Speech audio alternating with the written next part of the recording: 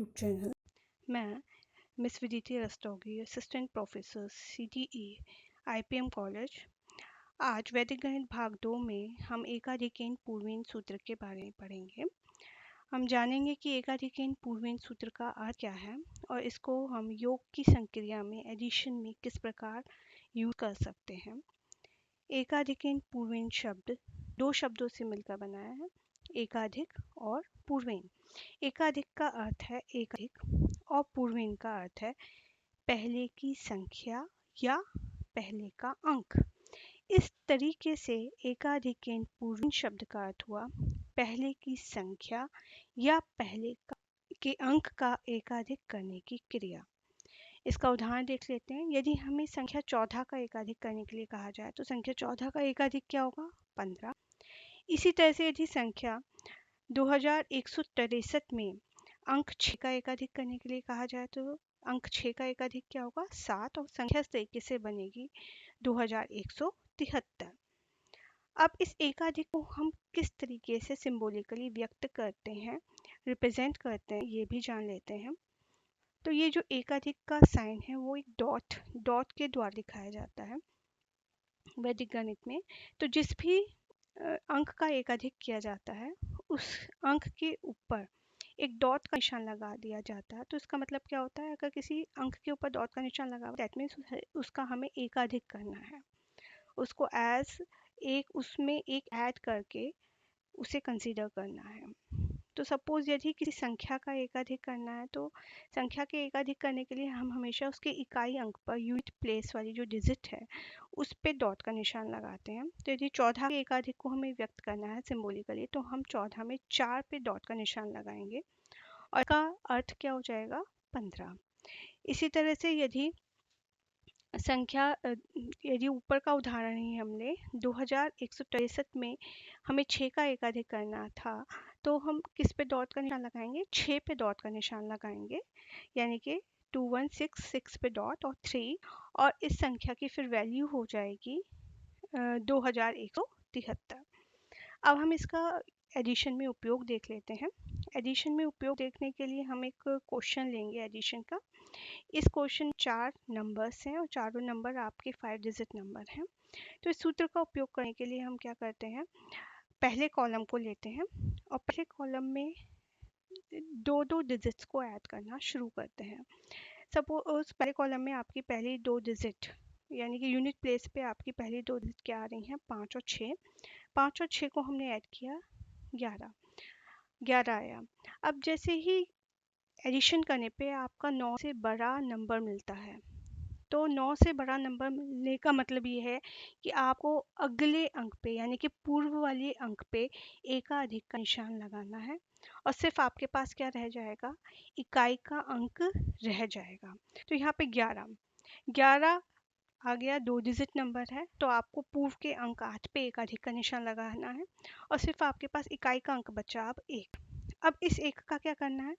अगली जो डिजिट है 8 उसमें हम इस 1 को ऐड करेंगे। अगली डिजिट 8 में हमने इसे ऐड किया तो हमें मिला 9। तो 9 आपका जो है वो 2 डिजिट नंबर नहीं है, तो 9 के लिए हमें कोई भी अब एकाधिक का निशान लगाने की ज़रूरत नहीं है। पूर्व की संख्या पे एकाधिक का निशान लगाने की ज़रूरत ही नहीं है।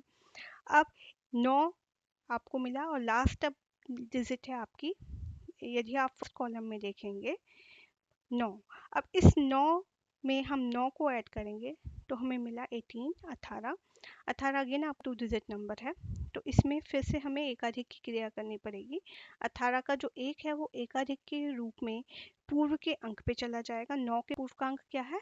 0, यानी कि वो 0 पे चला जाएगा और सिर्फ हमारे पास बचेगा 8। अब हमें आगे कोई भी डिजिट ऐड नहीं करनी है तो आप आंसर में क्या लिख देंगे? सिर्फ 8, जैसे कि ये आपका किया गया है। तो इस तरह से ये आपका फर्स्ट कॉलम का एडिशन पूरा हो जाता है।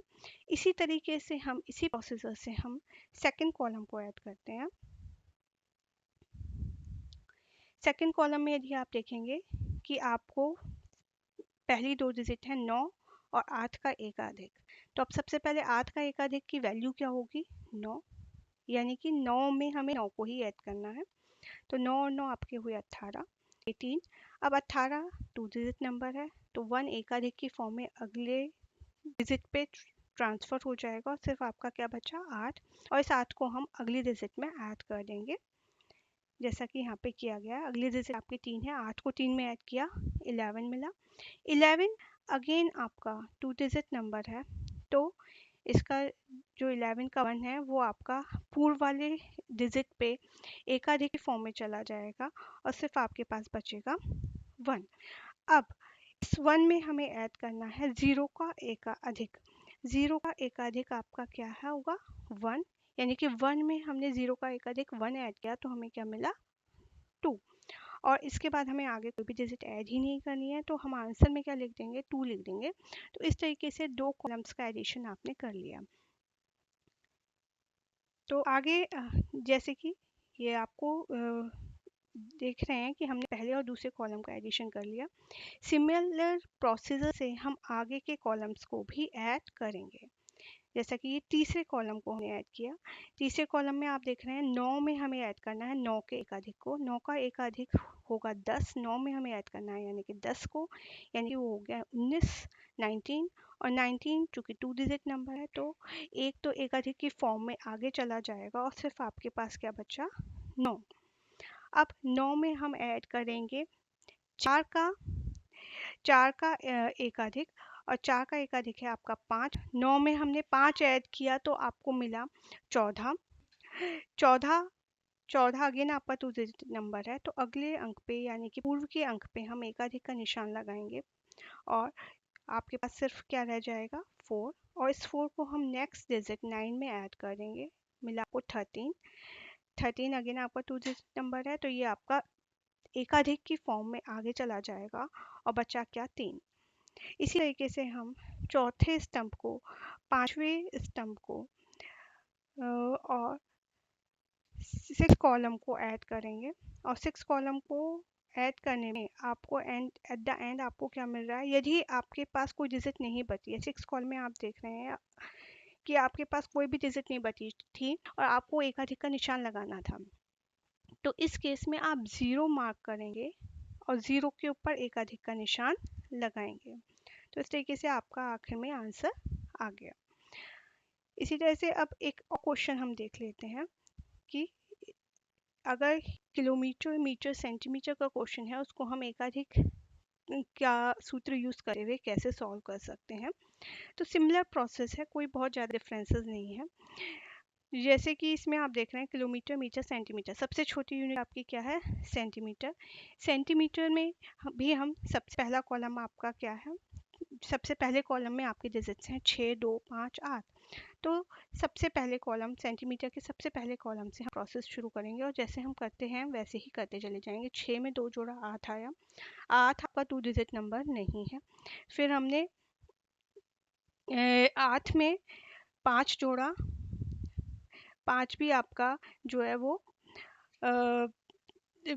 8 में 5 जोड़ा तो आपको मिला 13। 13 आपका 2 डिजिट नंबर है, तो ये एकाधिक की फॉर्म में आगे ट्रांसफ़र हो जाएगा और सिर्फ बचेगा 3। 3 में हमने नेक्स्ट एंड लास्ट डिजिट जोड़ी, 8 मिला, और आपको 3 में 8 जोड़ा तो आपको मिला 11। और अगेन चूँकि 2 डिजिट नंबर 11 2 डिजिट नंबर है, तो एकाधिक की फॉर्म में आगे चला जाएगा और रिमेनिंग आपका रह गया सिर्फ 1, और 1 को हम आंसर में लिख देंगे। इसी तरह से हम सेंटीमीटर के दूसरे कॉलम को सॉल्व करेंगे और इस कॉलम में जो भी एकाधिक के साइन आएंगे वो हम मीटर के पहले कॉलम में ट्रांसफ़र करते जाएंगे, जैसे कि आप यहाँ पे देख रहे हैं। नेक्स्ट में हम मीटर के जो आपका दूसरा कॉलम है उसे सॉल्व करेंगे सिमिलर प्रोसेस से, और इसको हम तीसरे स्तंभ की तरह, तीसरे कॉलम की तरह भी कंसिडर कर सकते हैं। इसी तरह से हम आगे प्रोसीड करते जाएंगे। जैसे कि आप देख रहे हैं मीटर के सारे कॉलम्स को हम ऐड कर लिया है। अब अगर मीटर के कॉलम में आपका कैरी फॉरवर्ड आता है, एकाधिक का साइन लगाने की ज़रूरत होती है, तो आप कहाँ लगाएंगे, किलोमीटर के फर्स्ट कॉलम में लगाएंगे। और इस तरीके से आप इस पूरे प्रॉब्लम को सॉल्व करते जाएंगे और एट द एंड आपको ये मिलेगा 144 किलोमीटर, 524 मीटर एंड 91 सेंटीमीटर। अब इसमें आपने इन दोनों प्रॉब्लम्स में देखा, मैंने आपको समझाने के लिए आगे स्टेप्स लिखे हुए हैं, वो स्टेप्स आपको लिखने की ज़रूरत नहीं है, आप सीधे कैलकुलेट करते जाइए और एकाधिक का साइन लगाते जाइए।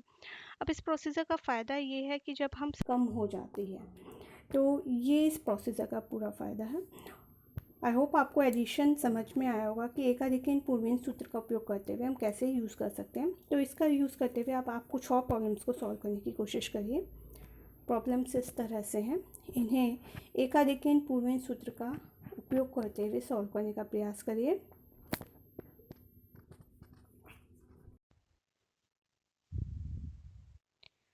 आप इन प्रॉब्लम्स के सॉल्यूशन को जांच कर सकते हैं। आप देख सकते हैं कि आपने एकाधिक का निशान सही लगाया है या नहीं लगाया है और आंसर आपका क्या है। तो ये आपके सॉल्यूशंस हैं।